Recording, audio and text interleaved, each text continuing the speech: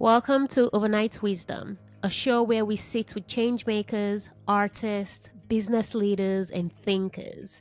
Each conversation is an invitation to slow down, to go deeper, and unearth the quiet insights that shape who we are. If you're seeking honest reflections, unexpected wisdom, and a deeper understanding of what it takes to not merely survive, but to thrive, you're in the right place. Africa holds 60% of the world's arable land, the youngest population, and the greatest solar potential on Earth. Yet the systems and resources to unlock this promise remain scarce. My guest today, Wanjira Mathai, is one of the world's leading voices and a formidable force in environmental advocacy. She has been named among Time's 100 most influential African women 5 times, and she carries forward a legacy of activism as the daughter of Nobel Laureate. Wanjira reminds us that Africa is not just a continent to be saved, but a partner with the power to lead. In this conversation, we explore what it takes to restore land, restore trust, and restore dignity, while unleashing the bold green future Africa deserves. The environment isn't a sector, it's a lens. But this is not just about the environment. It is about people, sustainable and equitable development, and possibility. Let's dive in. Welcome today, Wanjira. It's really nice to have you here. I'm so excited for this conversation. Thanks for being here. It's great to be here. Thank you. So I like to jump right into the meat of things, and I want to know a little bit more about you. How did your childhood or your upbringing shape who you are today? Well, it's a very funny question always, because you don't know until in retrospect, right? You sort of look back and you realize that a lot of what you experienced, a lot of what you were exposed to, sometimes not even that long ago, has shaped who you've become. So I would really say I was shaped a lot by my mother's own activism, by her commitment to environmental conservation, but also just her love for nature. She was just constant. She was everything we did, everything we celebrated, you planted something. We didn't even live in a very big space, but we always had space to plant something. So that was a very constant in my life, and I think it definitely shaped me. But actually, my entire educational career as a scientist and later in public health, I never thought I would go into the environmental climate. That was not my plan. My plan was to go into medicine initially, and then I pivoted into public health. And that's where I thought my career would go. And then I went into business, and that was a little bit of a small diversion, but it was around how we communicate effectively for behavior change. I was working in public health for 6 years and realized it's the nuances of how we communicate that makes a difference. But yet business does it so well. They convince us to buy stuff we don't even need. So I was really inspired by marketing and social marketing in particular. So that was the direction of travel. So it was really not, I would say the work chose me in many ways. I'd never chose it because I was not headed into the environmental or climate space at all. Thanks for sharing, because I'm also reflecting on the fact that there are set career paths for a lot of Africans, in terms of like do the things that are sensible, the business, the engineering, the medicine.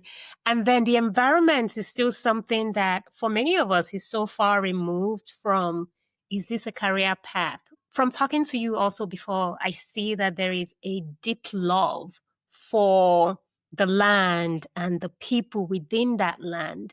I know you said you grew up with just planting things and being a part of the environment as part of your life. But when do you think that shift towards like a core focus on the environment and the people within it, when did it happen? Well, I think my public health work was already environment. And I guess what I learned in retrospect is everything is environment. Whether you're in health, you're in communications, you're in engineering. Now we're talking about EVs. We're talking about how technology is transforming, energy is transforming. All of this is part of an environmental balance that we're constantly negotiating. And I think now I realize you could be in any field, a lawyer, and have an environmental slant. You could be a politician and be a green politician who's focused on fair fairness, on justice, on green activism. So the idea that the environment is apart from everything else is just completely debunked when you realize just how intertwined it is with everything. It's a choice you make, perhaps, whether to incorporate it or not, but it isn't a thing on its own. Always a lens through which anything is done. I was just talking to friends in Ethiopia last week who are in health, and now health and climate is so closely intertwined. How we're going to have to adapt to extreme heat. I mean, we're not even talking about pandemics, just extreme heat. Your body can only take so much. And then how do you cool it down? That's a health issue. To extreme cold, that's a health issue. To floods and, of course, diseases and all of that. But there's so many other health issues that are coming into this issue of the environment that it's become more than just a thing on its own. So I think that for me now, I can say without any exaggeration that it is everything, really. Absolutely, absolutely. All intersects, and it is not siloed away from anything in any field that we occupy. Exactly. I have a question on Africa because this is an area where you work a lot in and you have a lot of love for it. I think it is a known fact that Africa holds 60% of the world's arable land, but food insecurity is a significant problem for us. When we think about climate change, it's not only just, say an environmental issue, but it's also an issue for sovereignty. How do you think we can bridge that gap? How can we get Africa to where it needs to be? I know food production is a big discussion, but actually one would have to look at nature, protection, production, how we reduce waste, what we're able to produce, and of course, how we produce food. I think there's an emerging paradigm that is extremely powerful: produce, protect, reduce, restore. That if you produce more restoratively using nature, producing what nature is good for the soils, replenishing the soils with the legumes and other pulses, and rotating things that we were taught very early on in our lives.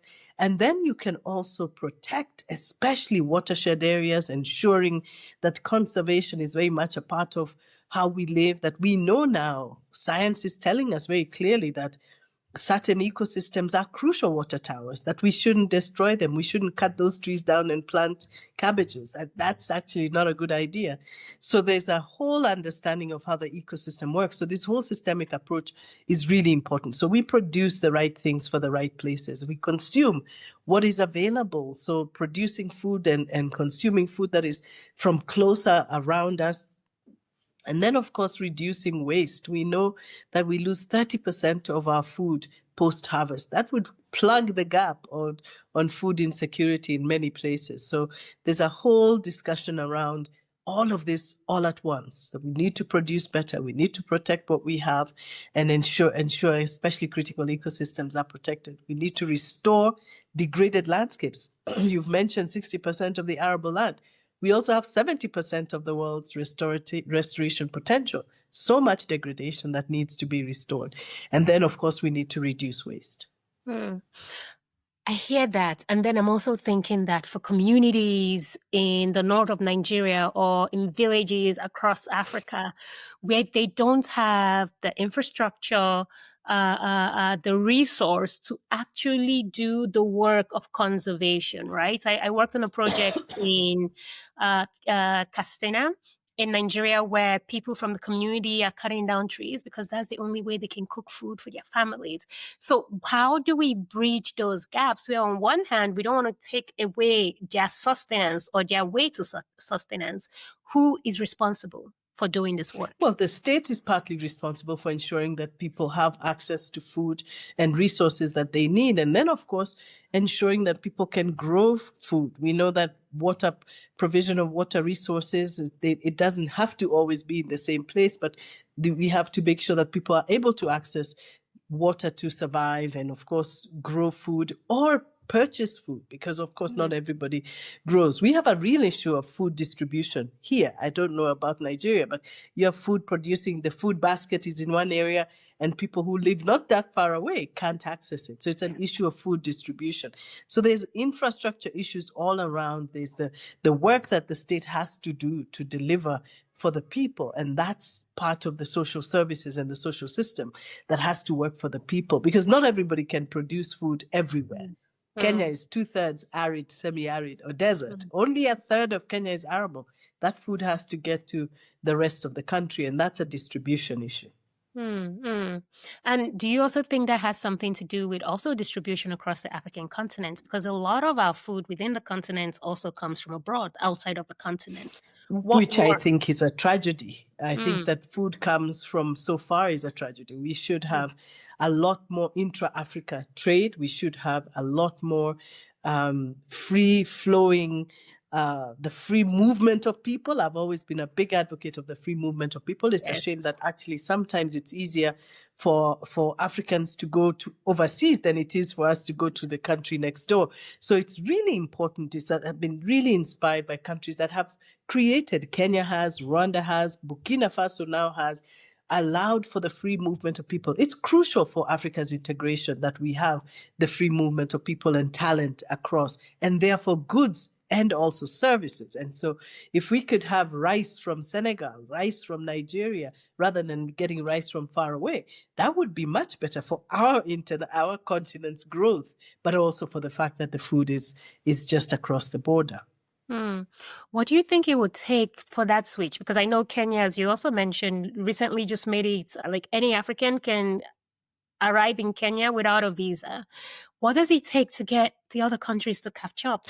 Well, you tell me. At least Kenya has done it. Rwanda has done it. Burkina Faso has done it. It's the leadership that has to make the decision that it is in their best interest to have talent from the rest of the continent to come and to have the free movement and the free movement of goods and services. So I don't know what's in their minds. It makes sense to me. I don't know. Makes sense to me too. It's always a struggle with the leadership, the right thing is there, but they choose not to do it. It's not obvious, always obvious. Yeah. As a continent, we see though that our economic models, they often continue to replicate extractive systems that don't necessarily serve us now or the future. What would it take to radically reimagine economic development on the continent? And what does that look like?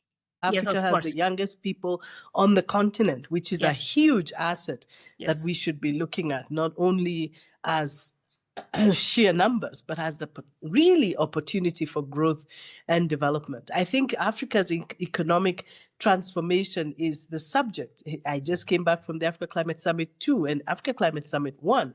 This was the big discussion, the role of Africa as a hub of green solutions, the best solar potential in the world, the youngest and fastest growing workforce, the hub of most of the critical minerals. How do we build our own economies by processing raw materials and not being the suppliers of raw materials to carbon intensive processes far away, that we could actually intensify and decarbonize by processing locally? So building green infrastructure and green industry locally is a crucial part. And I do hear a lot of our leaders talking like that, which is extremely inspiring. There is no way to grow your economy by supplying raw materials and buying finished products. We have to find a way to add value and to create space and to create jobs and to create, it is about jobs and opportunity for this largest and youngest workforce in the world.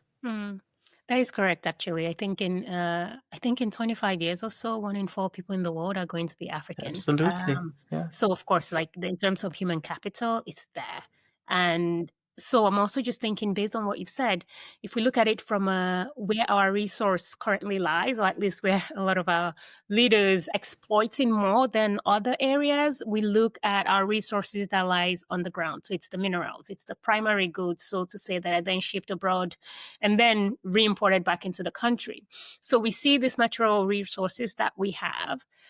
But we also need to develop other forms of wealth. We need to develop human capital. So we're thinking of things like health, education. How can we develop stronger institutions? How can we create more innovative systems and structure?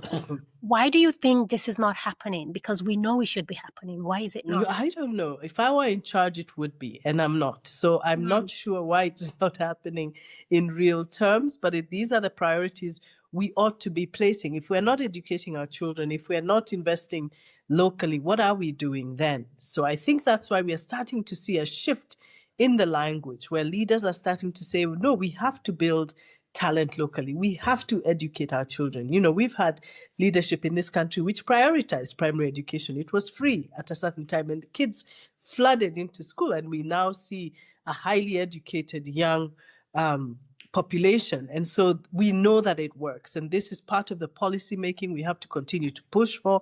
It's part of the leadership that we have to continue to push for so that we can see these dreams come true, because it's not rocket science. Yes, absolutely. I want to shift a bit to climate at the intersection of justice.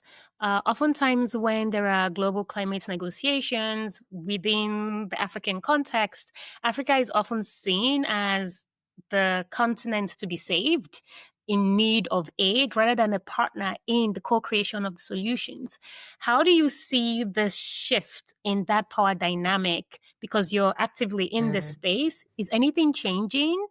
How are we appearing at the table to be a part of climate finance and redefining just kind of like how the global system works? Well, I certainly see the African Union and African leaders speaking more in one voice in this case. That's saying that actually we absolutely have to change the way we are showing up as Africans. We cannot continue to be suppliers of raw materials. We've got to invest. If you look at the Nairobi Declaration of the Africa Climate Summit 1, that was what it was about. Yes, we are victims of climate change and we are disproportionately affected, but we are also the hub of solutions. That we cannot continue to be driven. We have to stand up and lead. So this idea of African leadership started already 2 years ago in the Climate Summit, and we are seeing a lot more of that. We're seeing a lot of that in Ethiopia. We're seeing a lot of that in Rwanda. We're seeing a lot of that in East Africa. We're seeing a lot of that in West Africa. So it's happening. I think that idea is exactly the wave we need. African leadership. This is the moment. This climate crisis cannot be solved without Africa engaged and leveraging her green resources. Absolutely. You're part of a movement to restore 100 million hectares of land by 2030. It sounds vast, it sounds ambitious, but absolutely possible. For you, what is at stake if we fail? Well, everything at stake. The future of our countries is at stake. The climate crisis is waiting for nobody. So I think we absolutely have no choice in this matter. We have to lead. We have to ensure that we transform economically. We cannot adapt against abject poverty. And so the levels of poverty that we see today are absolutely unacceptable. And yet we know we are not poor. We're not poor countries. We're not poor people. So we absolutely have to change that dynamic. Where do you think real change comes from? Is it from systems reforms? Is it from bold leadership, a shift in culture? I think everything. I think all those you need. You need good leadership. Leadership is crucial because it leads and guides. Absolutely.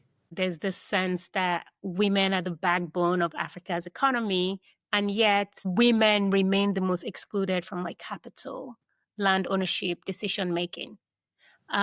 What will it take to restructure the architect of wealth creation in Africa to include women, not just as beneficiaries, but also as a core part of it? When you look at sectors like food, women are the producers of the food we consume. 70% of all farmers on the continent are women, and yet they're the hungriest and the poorest. And so that sort of dynamic has got to change. And I think it's about inclusion, it's about investing in women, it's about land ownership, it's about tenure and who owns what and who can leverage what land. So there's a lot of work to be done around the fundamentals of ownership and of leveraging and investing and ensuring that women have the tools they need to unleash their highest and greatest opportunities. But I think it's true that women's leadership is more and more enshrined in constitutions across the continent, in ours, for example. And so we're seeing more and more women in positions of leadership. We're seeing more and more women putting themselves forward, because that's also an issue, right? You could have the positions, but if no women put themselves forward, that's a challenge.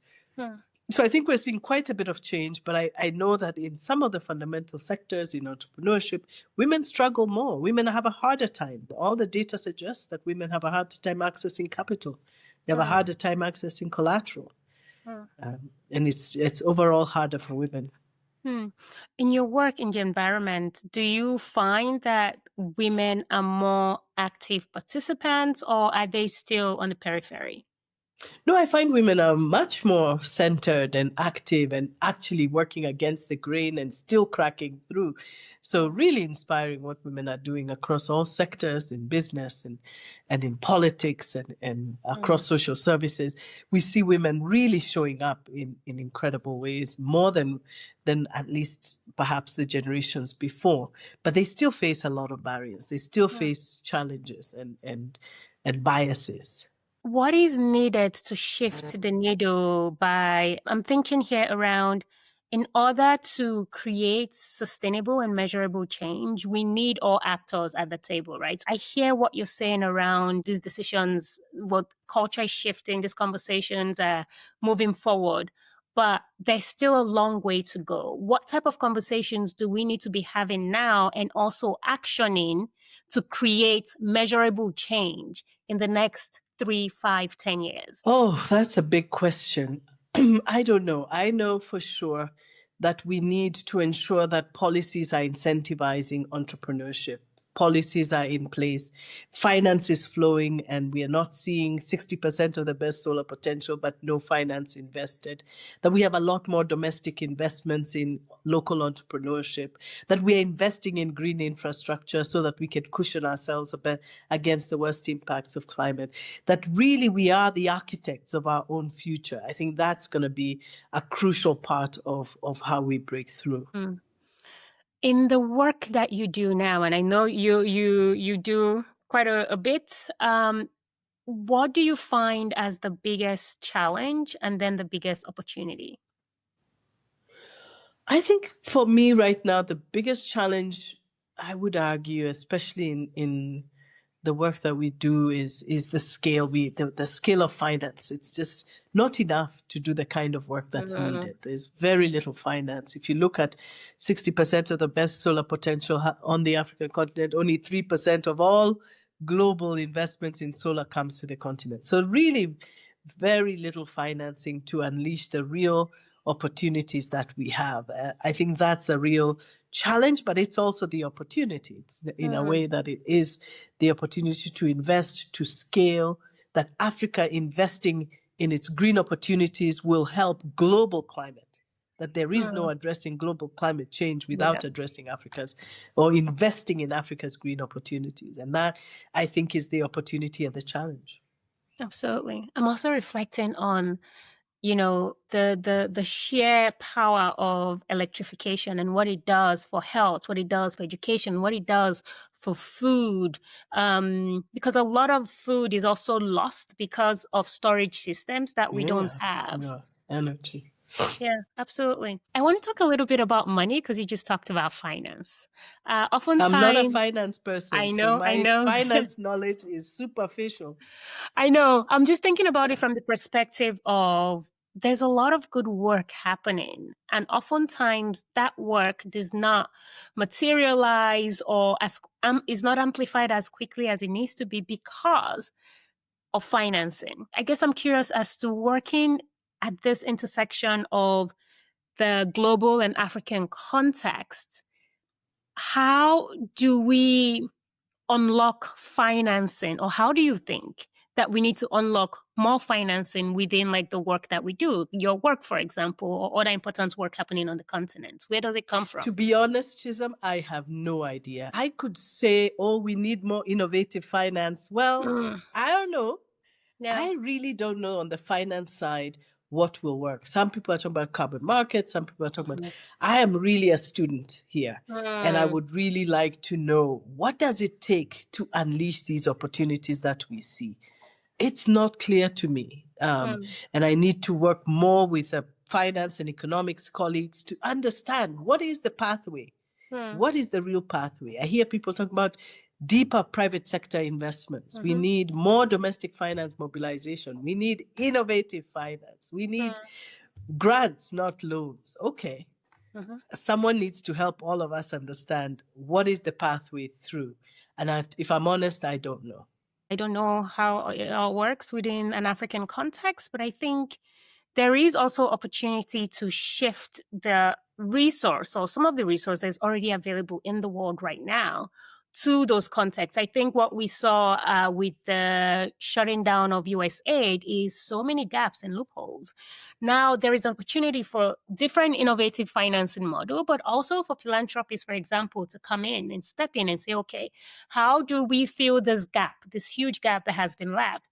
But also there needs to be that investment from governance and African perspective, where we're not always waiting for the West or some philanthropies to come and invest in us, where we need to be investing in ourselves. So, of course, I think it's like a flywheel. We need to think in different ways where we can. Exactly. That's the intuitive feeling. But what it takes, why it hasn't happened already? Yes, I think that's often the question. Like, we know it should be this simple, but of course, it's never really that simple. Right. I want to ask a bit around restoration and maybe a bit around legacy. We often talk about restoring things like forests, trees, land. What about restoring trust in institutions? Because I think that's a big thing now within also like global context, especially in 2025, but also within like an African context with the youth, for example. How do we go about restoring trust in institutions, in our leaders, and maybe even in ourselves? Do you see those as connected in any way? They are. In my world, trust is earned. So it really is about creating institutions that work, showing that actually it's possible for young people to be honestly given opportunities to transform, to build businesses, to develop ideas in an ecosystem of support. And so I think it's more around how do we redeem ourselves and create those systems that can be trusted. And so there's a bit of a catch here with what comes first. But I think trust has to be earned. One of the things I have to say that it's inspiring right now is the COP30 presidency has created a process. We know that there's a whole technical stocktake of how we are doing, and a lot of that has to do with a trust deficit that, why don't people do what they say they're going to do? If you're going to provide finance and you've made these commitments, well, then by golly, provide them. But, we also have in the current COP presidency a Minister, Marina Silva, the environmental minister, who's really been focused as well on the global ethical stocktake. She said that the environmental crisis is not a crisis of technical expertise or knowledge. It's a crisis of ethics and values. It's a crisis of trust. And it's that deficit we need to talk honestly about, and we need to explore how we bridge, how we build across that, even as we talk about the technical. And she's held 6 dialogues. The last one is going to be held next week in the US, the North America dialogue, to really explore carefully what does it take for the breakthroughs to happen when there is trust, and how do you build that trust, and how do you build institutions that are trustworthy. I think that's the real work that has to be done, to name it, to begin to build those bridges and see if we cannot restore the trust that allows for growth to happen. I saw an interview where you said poverty is one of the biggest hindrances, problems in Africa, which of course is true. If you envision what Africa becomes, what does it look like? Well, I would say, WRI Africa, where I am the managing director and global partnerships lead, is about catalyzing inclusive transformation for people and planet. That we can invest in systems that actually create the ecosystem of support. Inclusive, that means we don't have one sector of society benefiting while the other is languishing, that we have to build systems that lift everyone up, that begin to build wealth for the most vulnerable. And you probably heard me say poverty is the chief driver of vulnerability. Vulnerability to climate is not only because of a technical mishap, it's also because of poverty. When you are so poor, we know that the third assessment report of the IPCC said that you're 15 times more vulnerable when you're poor than when you're not. So if you live in the Netherlands and you live in Bangladesh, you are 15 times more vulnerable, even though you have the same sea level exposure. So we absolutely have to address poverty head on. And that's why green growth, climate resilient growth is so important, that as we build resilience in our systems, as we adapt to the worst impacts of climate, let's do so in a way that's progressive and that is good for the climate, because then we are addressing all at the same time. And we have the benefit of knowing, for example, why invest in the energy of the past when you can invest in the energy of the future? That's the sort of progressive thinking that's needed, that we can look forward and at the same time leap forward and build wealth for those who are most vulnerable. The restoration economy, the forest economy, the bioeconomy is about building livelihoods and wealth and eliminating the sort of abject poverty that leads to such unfair vulnerability. Absolutely. Thanks for sharing, and so apt. What is the greatest myth about Africa's development that you think needs to be dismantled if we were to move forward, if we are to move forward? That Africa needs help. What Africa really needs is genuine partnership. I love that. What does courage look like for you in this moment in a world that is both fractured and full of possibility?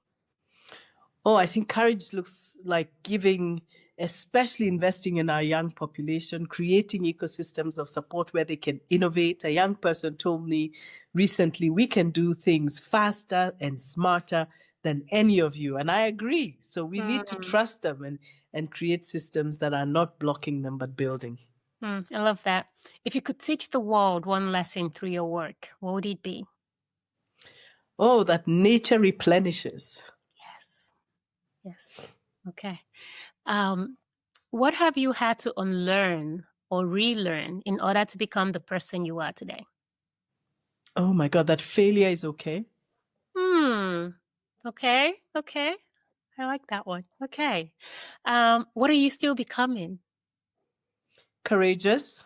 I'm still becoming courageous. There's so much that we need to do that is on the edge, and building courage is a thing. I think it's like one of those ongoing process thing, like you can always have more courage as you. Yes. Have more courage to dare. Yes, absolutely. What are you aspiring to in your personal life? Balance. Okay. And what are you aspiring to in your professional life? Balance. I love that. Workaholics Anonymous. Yes. Anonymous. Hands up. Yes. Okay. And then I have a final question for you here. If you could speak to the young person you once were, what would you want her to know? And who do you hope she becomes for the future that lies ahead? So this question has two parts. Oh my God, if I could speak to my younger self, I would say, do what you love. Like it really, in the end, it adds up and it meets, just do what you love to do. It's never that serious. So if I loved music, I just do music and then we'll see where it takes us. Were you a very serious younger person? No, but you're always wondering whether you're doing the right thing. But the answer is always yes. It's what you love to do. In fact, if you're not doing what you love, that's not the right thing. Absolutely. I hope to continue to champion the most vulnerable. I want to be a champion of the most vulnerable amongst us and to continue to build ecosystems of support that eliminate the sort of vulnerability we see. Thanks for sharing that. I just want to ask about hope. What gives you hope? Oh, we don't have a choice but to be hopeful. I think that the giving up is not an option. We have to be hopeful for a generation that is behind us, that is looking up to us, that we must deliver for. Hope is non-negotiable. I think we have no choice. I love that. I I've reflected a lot about hope recently, and I'm thinking hope is a strategy, because Hope without is a hope, strategy. yeah, I know. What's without left? I don't know. I think without Right. hope, it's chaos. We have to It's continue hoping. absolute chaos, right? Yeah. Hmm, hmm. Thank you so much for spending time with me today. Thank you for being here. Oh, Thank thank you you for for having sharing. me. Really appreciate it. That was great fun. Thanks so much. Thank you. Thank you for spending time with us on Overnight Wisdom. If this conversation moved you, inspired you, or made you pause, please leave a comment, or share it with someone who needs to hear it. You can follow the show wherever you get your podcasts, and if you're feeling generous, a rating or review goes a long way in helping others find us too. Until next time, stay curious, stay tender, and may the wisdom you need find you exactly when you're ready.